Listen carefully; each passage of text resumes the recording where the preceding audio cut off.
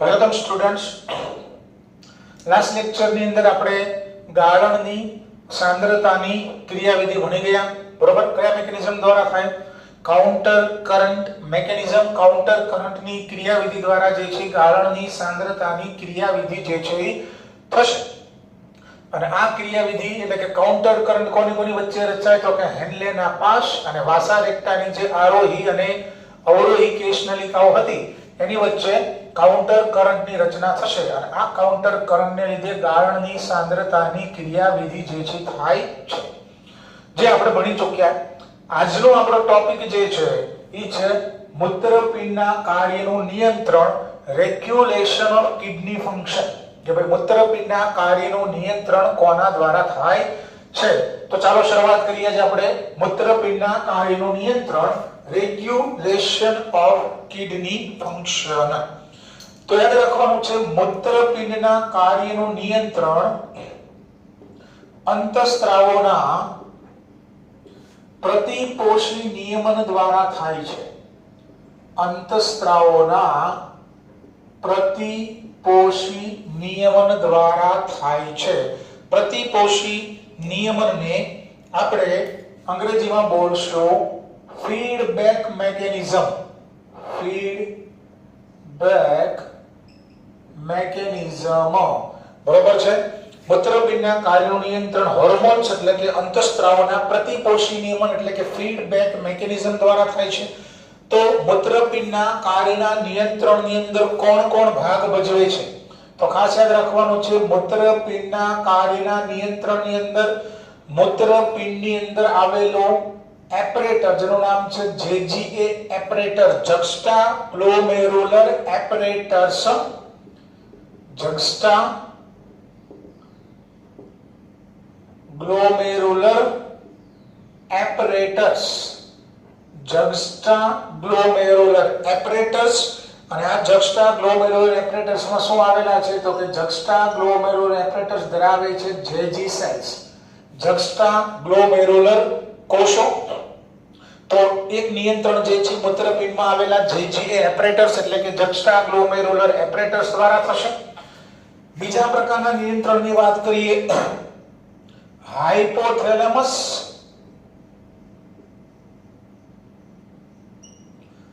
Hypothalamus અને pituitary ગ્રંથિ.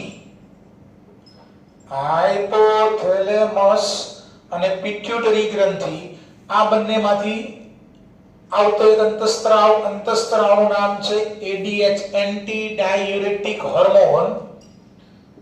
Anti diuretic hormone.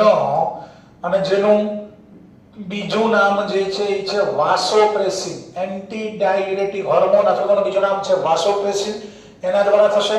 અને કઈક અંશે હૃદય હાર્ટમાંથી નીકળતો એક અંતઃસ્ત્રાવનું નામ છે ANF, એટ્રિયલ નેટ્રિયુરેટિક ફેક્ટર. એટ્રિયલ નેટ્રિયુરેટિક ફેક્ટર. તો આટલા અંગો જે છે, આટલા ભાગો દ્વારા મૂત્રપિંડના કાર્યનું નિયંત્રણ થશે. કોના દ્વારા? તો કે મૂત્રપિંડમાં આવેલું જક્સ્ટા ગ્લોમેરુલર એપરેટસ. અને એ JG એપરેટસ કયા કોષો ધરાવે છે તો કે જક્સ્ટા ગ્લોમેરુલર કોષો, JG સેલ્સ. કેવી રીતે એનો ચર્ચા આપણે પછી કરશું. હાઇપોથેલેમસ અને પિટ્યુટરી ગ્રંથિ. તો ADH એન્ટી ડાયુરેટિક અંતઃસ્ત્રાવ આવશે, એન્ટી ડાયુરેટિક હોર્મોન જેનું બીજું નામ છે વાસોપ્રેસિન.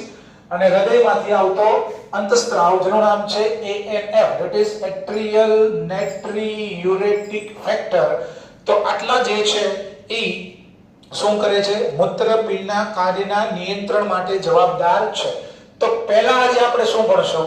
આજના લેક્ચરની અંદર આપણે ભણશું હાઇપોથેલેમસ અને પિટ્યુટરી ગ્રંથિમાંથી મુક્ત થયેલો ADH, એન્ટી ડાયુરેટિક હોર્મોન દ્વારા મૂત્રપિંડના કાર્યનું પ્રતિપોષી નિયમન. આજનો લેક્ચરમાં આપણે શું ભણશું કે હાઇપોથેલેમસ અને પિટ્યુટરી. એમાં પણ ખાસ કરીને કે પિટ્યુટરી ગ્રંથિ.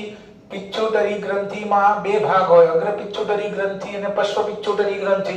અને પશ્ચ પિટ્યુટરી ગ્રંથિ એટલે કે ન્યુરો હાઇપોફાઇસિયસ માંથી આવતો ADH દ્વારા ભણીશું આપણે ફીડબેક મિકેનિઝમ એટલે કે અંતઃસ્ત્રાવોનું પ્રતિપોષી નિયમન. ચાલો હવે અહીંયા વાત કરીએ. આપણા શરીરની અંદર ભગવાને જે છે અમુક જગ્યાએ શું મૂકેલા છે? એક પ્રકારના આશ્રુતિ સંવેદી કેન્દ્રો, જેને આપણે બોલશું ઓસ્મો રિસેપ્ટર. ખાસ યાદ રાખવાનું છે, આશ્રુતિ સંવેદી કેન્દ્રો. આશ્રુતિ સંવેદી કેન્દ્રો અથવા તો આપણે એને અંગ્રેજીમાં બોલશું ઓસ્મો રિસેપ્ટર્સ. ઓસ્મો રિસેપ્ટર્સ અથવા તો આપણે આપણી બુકમાં લખ્યું છે અભિસરણ અથવા તો આશ્રુતિ કેન્દ્રો. અભિસરણ અથવા તો આશ્રુતિ ગ્રાહકો. અભિસરણ અથવા બીજો શબ્દ એનસીઈઆરટી માં વાપર્યો છે આશ્રુતિ ગ્રાહકો. તો આપણા શરીરની અંદર ઓસ્મો રિસેપ્ટર આવેલા છે, આશ્રુતિ સંવેદી ગ્રાહકો આવેલા છે અથવા તો અભિસરણ ગ્રાહકો આવેલા છે. આ ઓસ્મો રિસેપ્ટર એક પ્રકારના શું છે? રિસેપ્ટર છે. રિસેપ્ટર મતલબ એક પ્રકારના ચેકિંગ કરતા, થોડા સમયે બ્લડનું ચેકિંગ કરતા રિસેપ્ટર્સ, એક પ્રકારના સેન્સર. બરાબર? તો આશ્રુતિ સંવેદી કેન્દ્રો અથવા તો ઓસ્મો રિસેપ્ટર. તો આ પ્રકારના જે સંવેદકો જે છે એ શું તપાસે છે? ખાસ ધ્યાન રાખવાનું છે, શું તપાસે છે? તો શું તપાસશે? તો કે રુધિરની અંદર રુધિરની આયોનિક સાંદ્રતા. રુધિરની સાંદ્રતા કેટલી છે? રુધિરમાં એનું પ્રમાણ કેટલું છે? રુધિરનું કદ, રુધિરની આયોનિક સાંદ્રતા, રુધિરનું કદ, રુધિરમાં ક્ષારની માત્રા કેટલી છે, અને લાસ્ટ રુધિરમાં પાણીનું પ્રમાણ કેટલું છે. રુધિરમાં પાણીનું પ્રમાણ. તો આ જે ઓસ્મો રિસેપ્ટર આપણા શરીરમાં આવેલા છે, આશ્રુતિ સંવેદી કેન્દ્રો બોલો, ઓસ્મો રિસેપ્ટર્સ બોલો, અભિસરણ કે આશ્રુતિ ગ્રાહકો બોલો, તો આ જે એક પ્રકારના સેન્સર જે છે, જે રિસેપ્ટર જે છે, એ સમયાંતરે શું ચેક કરે? તો કે રુધિરમાં આયોનિક સાંદ્રતા કેટલી છે, રુધિરનું કદ કેટલું છે, રુધિરમાં ક્ષારની માત્રા કેટલી છે, અને રુધિરમાં પાણીનું પ્રમાણ કેટલું છે. બરોબર? જો નોર્મલ પરિસ્થિતિ હોય તો આશ્રુતિ સંવેદી કેન્દ્રો એક્ટિવ નહીં થાય. બરોબર છે? સેન્સર એક્ટિવ નહીં થાય, લાલ બત્તી શરૂ નહીં થાય. પણ જો આ કન્ડિશન જે છે નોર્મલ કન્ડિશન હોય તો આ જે રિસેપ્ટર જે છે એ ઇનએક્ટિવ રહેશે. કેવા રહેશે? નિષ્ક્રિય રહેશે. રિસેપ્ટર સક્રિય નહીં થાય. પણ જો આપણે લખીએ કે જો સામાન્ય સ્થિતિમાં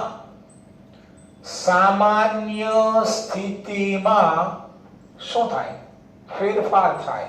માની લો કે રુધિરમાં આયોનિક સાંદ્રતા વધી ગઈ. જો સામાન્ય સ્થિતિમાં ફેરફાર થશે તો આ આશ્રુતિ સંવેદી કેન્દ્રો જે છે શું થાય? સક્રિય થાય. મતલબ કે એક્ટિવ થશે. શું થશે? એક્ટિવ થશે.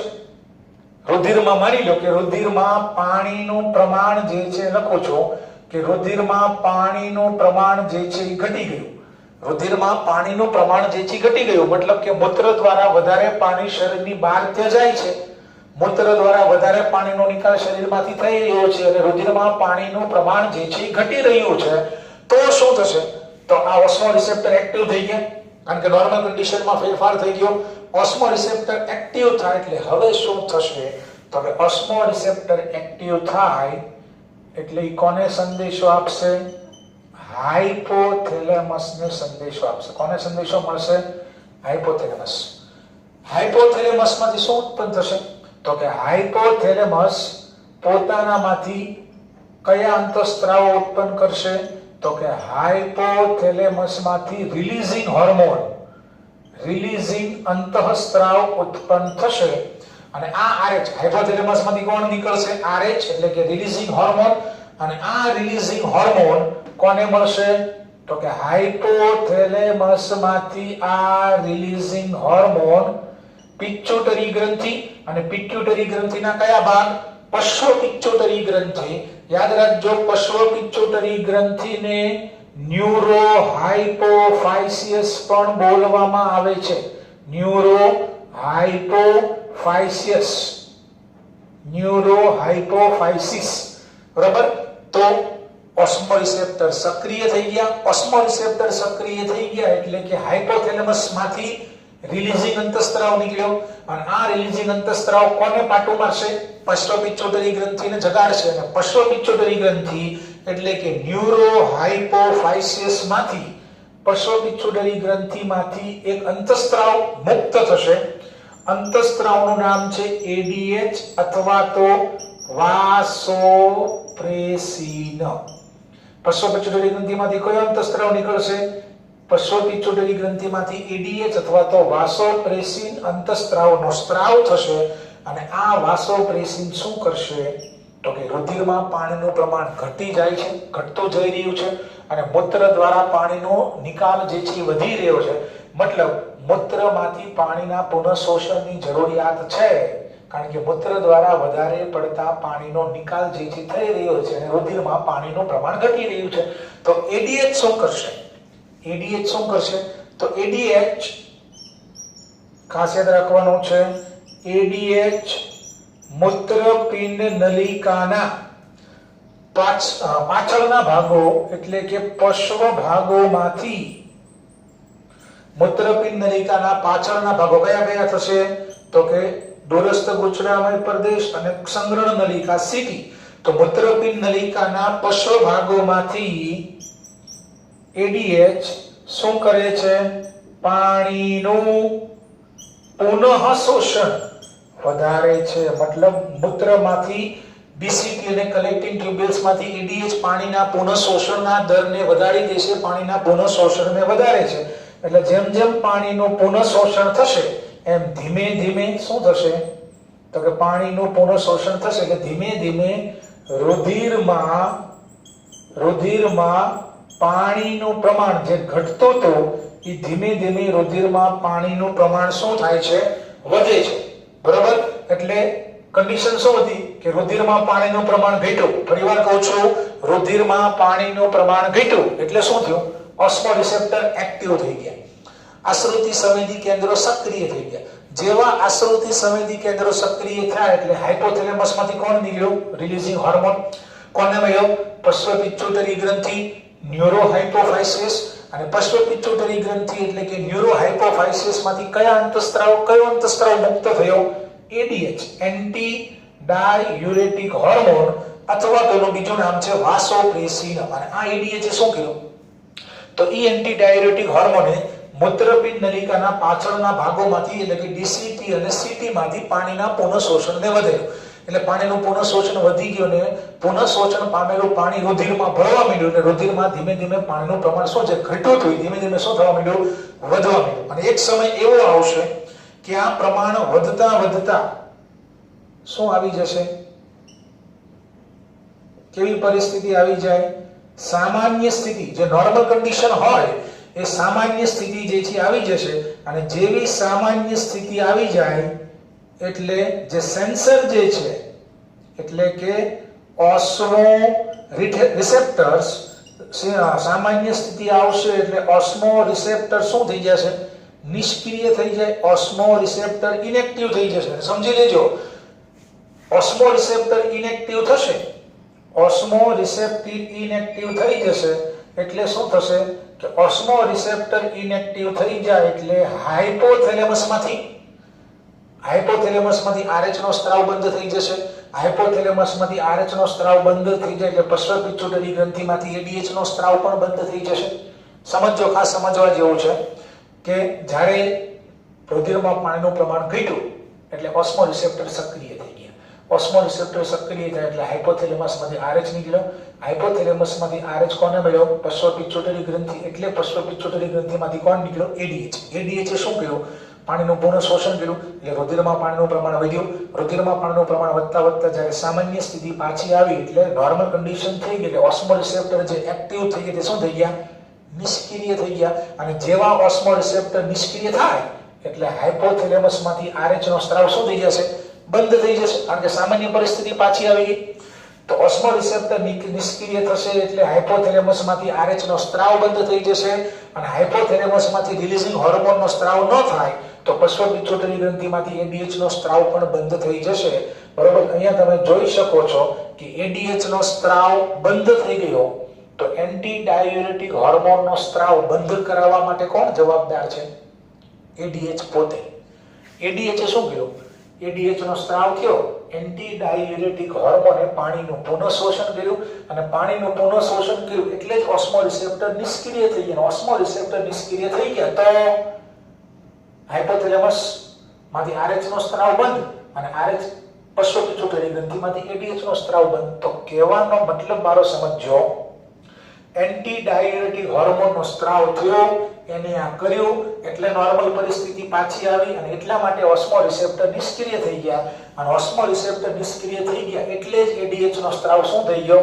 બંધ થઈ ગયો. તો આ પ્રકારનું નિયમન જે છે, આ પ્રકારનું નિયમન જે છે એને બોલવામાં આવે છે ફીડબેક મિકેનિઝમ, પ્રતિપોષી નિયમન. આ પ્રકારનું નિયમન તમે જે જોવો છો એને આપણે બોલશું ફીડબેક મિકેનિઝમ. બરોબર છે કે ADH એ કામ કર્યું અને પોતે કામ કર્યું એટલે એનો સ્ત્રાવ શું થઈ ગયો? બંધ થઈ ગયો. તો આ પ્રકારના નિયમનને આપણે બોલશું પ્રતિપોષી નિયમન, ધેટ ઇઝ ફીડબેક મેકેનિઝમ. પ્રતિપોષી નિયમન, ફીડબેક મેકેનિઝમ. તો આ થઈ ગયું હાઇપોથેલેમસ અને પિટ્યુટરી ગ્રંથિ દ્વારા થતું મૂત્રપિંડના કાર્યનું પ્રતિપોષી નિયમન. નેક્સ્ટ, આ વસ્તુ પણ NCERT માં લખેલી છે કે જેવો એન્ટી ડાયુરેટિક હોર્મોનનો સ્ત્રાવ થાય, ADH આ તો કરશે, મૂત્રપિંડ નલિકાના પાછળના ભાગોમાંથી પાણીનું પુનઃશોષણ તો કરશે, એ સિવાય ADH રુધિર વાહિનીનું, ખાસ યાદ રાખવાનું છે, એન્ટી ડાયુરેટિક હોર્મોન રુધિર વાહિનીનું શું પ્રેરે છે? સંકોચન. રુધિર વાહિનીઓનું સંકોચન પ્રેરે છે, એટલે કે ધમનીઓના પોલાણને સાંકડા કરશે. તો એન્ટી ડાયુરેટિક હોર્મોન રુધિર વાહિનીઓનું સંકોચન પ્રેરે છે, અને રુધિર વાહિનીઓનું સંકોચન થશે એટલે બ્લડ પ્રેશર, નળીઓ સાંકડી થશે એટલે રુધિર દબાણ શું થાય છે? વધશે. બ્લડ પ્રેશર વધશે, અને બ્લડ પ્રેશર વધશે એટલે શું થશે? તો બ્લડ પ્રેશર વધવાથી રુધિર કેશિકા ગુચ્છમાં, બાવમીનની કોથળીમાં જે રુધિર કેશિકા ગુચ્છ જે છે એ રુધિર કેશિકા ગુચ્છમાં રુધિર પ્રવાહ વધે છે. બ્લડ સર્ક્યુલેશનમાં વધારો થશે. પર મિનિટ 1100 થી 1200 ml ની જગ્યાએ પર મિનિટ 1100 થી 1200 ml ની જગ્યાએ વધી જશે. તો રુધિર કેશિકા ગુચ્છમાં રુધિર પ્રવાહ વધશે, અને રુધિર કેશિકા ગુચ્છમાં રુધિર પ્રવાહ વધશે તો જેટલો રુધિર પ્રવાહ વધશે એટલો GFR એટલે કે ગ્લોમેરુલર ફિલ્ટ્રેશન રેટ, ગુજરાતીમાં આપણે એને શું બોલશું? રુધિર કેશિકા ગુચ્છમાં ગાળણ દર વધે છે. તો આપણે યાદ રાખવાનું છે ADH બીજું શું કરશે? તો કે એન્ટી ડાયુરેટિક હોર્મોન અથવા તો એનું બીજું નામ છે વાસોપ્રેસિન. તો એ વાસોપ્રેસિન રુધિર વાહિનીનું સંકોચન પ્રેરશે. રુધિર વાહિનીઓનું સંકોચન થશે એટલે નળીઓના પોલાણ સાંકડા થાય, અને પોલાણ સાંકડા થશે એટલે બ્લડ પ્રેશર વધશે. બ્લડ પ્રેશર વધે એટલે વધારે ઝડપથી રુધિરનું પરિવહન થશે. મતલબ બાવમીનની કોથળીમાં આવેલા રુધિર કેશિકા ગુચ્છમાં રુધિર પ્રવાહ વધી જશે, અને જેટલો રુધિર પ્રવાહ રુધિર કેશિકા ગુચ્છમાં વધશે એટલા જ પ્રમાણમાં શું વધશે? ગ્લોમેરુલર ફિલ્ટ્રેશન રેટ, કે જે નોર્મલ 125 ml પર મિનિટ હોય એની કરતા GFR રુધિર કેશિકા ગુચ્છમાં ગાળણ દર જે છે શું થશે? વધી જાય છે અથવા તો વધશે. હવે થોડા MCQ ની વાત કરી લઈએ. Very important MCQ. ADH આનું નામ આપણે શું પાડ્યું? ADH નું નામ છે anti diuretic hormone. Anti diuretic hormone. હવે આવું નામ શું કામ પડ્યું છે? એન્ટી નો મતલબ શું થાય? એન્ટી નો મતલબ થાય છે વિરુદ્ધ.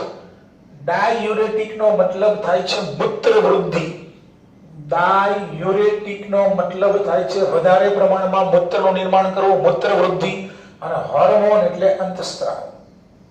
તો એન્ટી ડાયુરેટિક હોર્મોન એ એડીએચ શું કામ આપ્યું છે? એડીએચ જે નામ જે છે એના કાર્યને આધારે અપાયેલું છે. બાકી એનું ઓરિજિનલ નામ શું છે?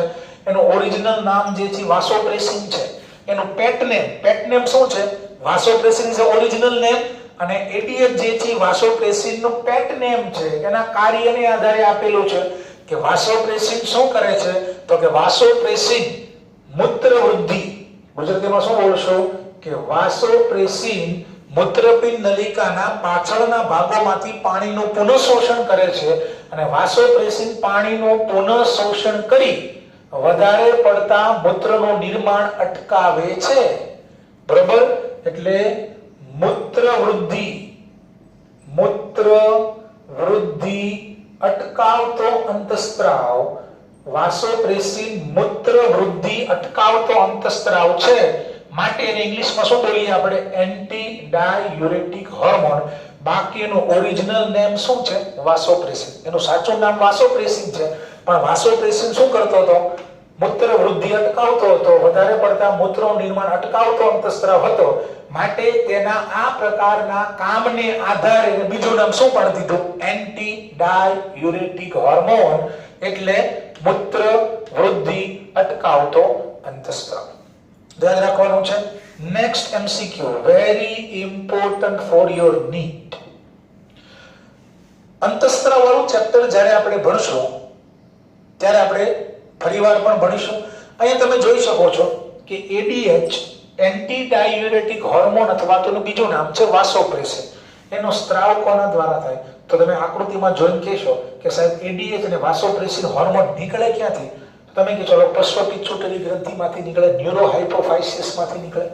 બરોબર છે? આની સિવાય તમે 10મા ધોરણમાં ભણ્યા છો કદાચ, પશ્વ પિત્યુટરી ગ્રંથિમાંથી એક બીજો અંતસ્ત્રાવ પણ નીકળે જેનું નામ છે ઓક્સિટોસિન. તો ખાસ યાદ રાખવાનું છે, હું લખું છું એન્ટી ડાયુરેટિક હોર્મોન. ધ્યાન અહીંયા ખાસ મહત્વનું છે. એન્ટી ડાયુરેટિક હોર્મોન અથવા તો એનું બીજું નામ છે વાસોપ્રેસિન. એન્ટી ડાયુરેટિક હોર્મોન વાસોપ્રેસિન અને એક બીજો અંતસ્ત્રાવ છે એનું નામ છે ઓક્સિટોસિન. હોર્મોન આ પણ હોર્મોન જ છે. તો એડીએચ અને વાસોપ્રેસિન, એડીએચ અથવા વાસોપ્રેસિન અને બીજો અંતસ્ત્રાવ ઓક્સિટોસિન, આ બંને અંતસ્ત્રાવોનું સંશ્લેષણ કરવાનું કામ ખાસ યાદ રાખવાનું છે. આ બંને અંતસ્ત્રાવોનું સિન્થેસાઇઝ સંશ્લેષણ કરવાનું કાર્ય હાઇપોથેલેમસનું છે. સંશ્લેષણ કરવાનું કાર્ય હાઇપોથેલેમસનું છે, અથવા તો બંનેનું સંશ્લેષણ ક્યાં થાય? હાઇપોથેલેમસની અંદર થશે.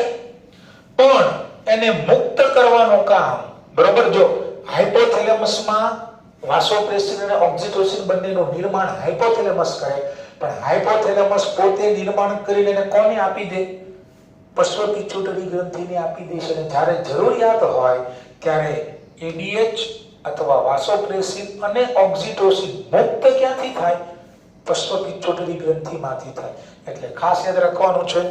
અહીંયા આપણે એમ લખ્યું કે ભાઈ હાઇપોથેલેમસમાંથી આરએચ પશ્વ પિત્યુટરી ગ્રંથિને મળે, અને પશ્વ પિત્યુટરી ગ્રંથિ અથવા તો ન્યુરો હાઇપોફાઇસિસ જે છે એડીએચ અને વાસોપ્રેસિનને મુક્ત કરે. તો પશ્વ પિત્યુટરી ગ્રંથિમાંથી માત્ર વાસોપ્રેસિન રિલીઝ થાય છે.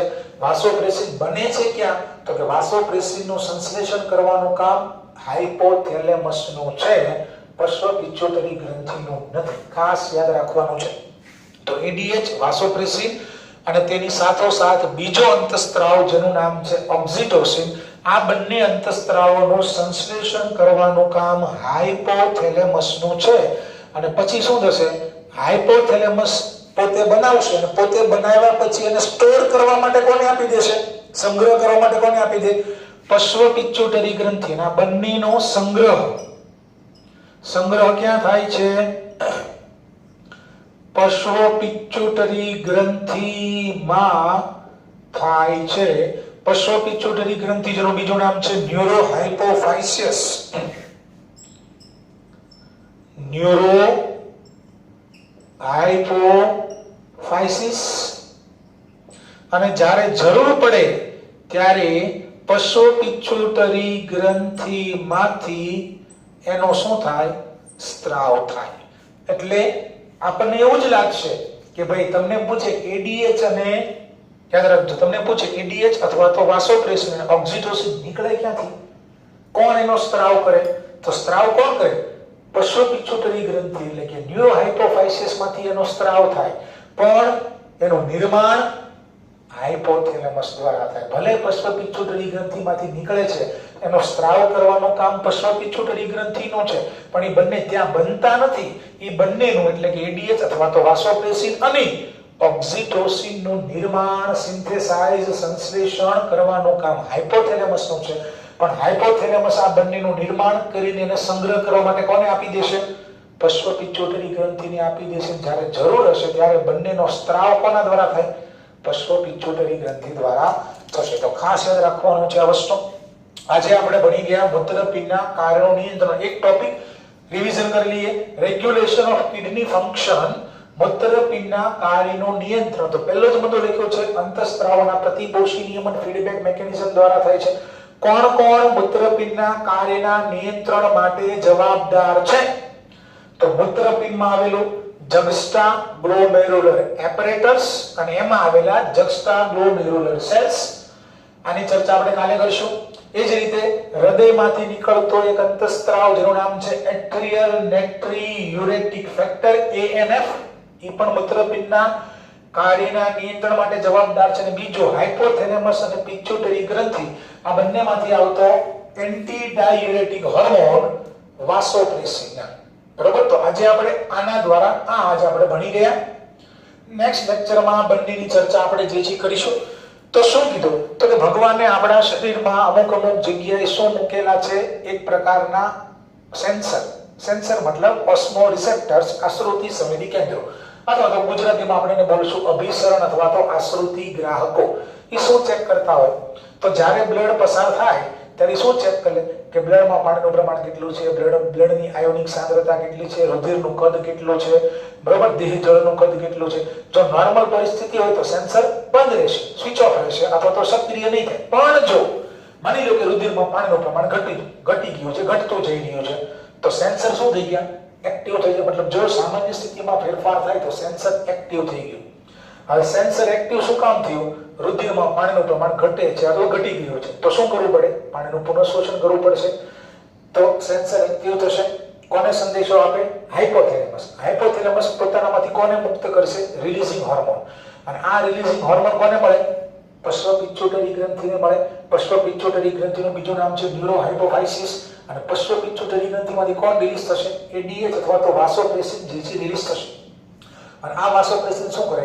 તો કે વાસોપ્રેસિન મૂત્રપિંડ નલિકાના પાછળના ભાગો એટલે કે ડીસીટી અને સીટીમાંથી પાણીનું રીઅબ્સોર્પ્શન કરાવશે, પાણીનું પાછું ખેંચી લેશે. એટલે જેમ જેમ પાણી પાછું ખેંચાશે ધીમે ધીમે રુધિરમાં પાણીનું પ્રમાણ વધતું જશે. અને એક સમય વધતા વધતા જ્યારે વળી પાછી નોર્મલ પરિસ્થિતિ પાછી આવી જાય એટલે આ જે સેન્સર એક્ટિવ થઈ ગયા હતા, ઓસ્મો રિસેપ્ટર જે છે એક્ટિવ હતા, કેવા થઈ જાય? ઇનએક્ટિવ એટલે કે નિષ્ક્રિય થઈ જશે. અને જેવા ઓસ્મો રિસેપ્ટર નિષ્ક્રિય થઈ ગયા મતલબ સામાન્ય સ્થિતિ પાછી આવી ગઈ. ને સામાન્ય સ્થિતિ પાછી આવી જાય તો હાઇપોથેલેમસમાંથી RH બંધ થઈ જશે. અને RH બંધ થાય તો આ પણ બંધ થઈ જશે. તો આ પ્રકારની જે મેકેનિઝમ જે છે એને આપણે બોલશું ફીડબેક મેકેનિઝમ એટલે કે પ્રતિપોષી નિયમન. આ સિવાય એડીએચ બીજું શું કરશે?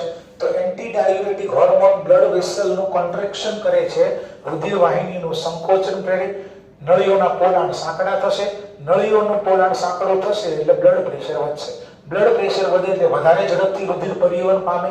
એટલે શું થાય? તો કે રુધિર કેશિકા ગુચ્છ જે છે, બાવનની કોથળીમાં જે રુધિર કેશિકાનું જાળું જે છે એમાં રુધિરનો પ્રવાહ વધી જશે.